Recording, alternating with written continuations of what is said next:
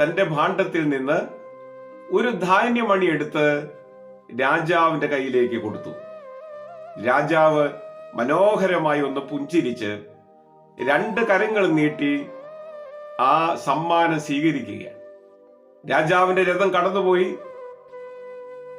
യാചകനായ മനുഷ്യൻ അവന് കിട്ടാവുന്നിടത്തോളം ധാന്യമണികൾ ശേഖരിച്ചു.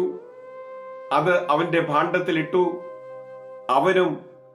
അവൻ അന്തിയുറങ്ങുന്ന സ്ഥലത്തേക്ക് പോയി. രാജാവ് പരിവാര സമേതം കൊട്ടാരത്തിലേക്ക് തിരികെ പോയി. അന്ന് വൈകിട്ട് ഈ യാചകൻ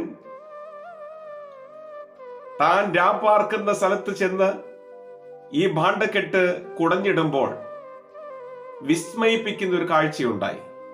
തനിക്ക് അന്നേ ദിവസം ഭിക്ഷയായി ലഭിച്ച വസ്തുക്കളുടെ ഇടയിൽ ഒരു ധാന്യത്തിന്റെ സ്വർണ്ണമണി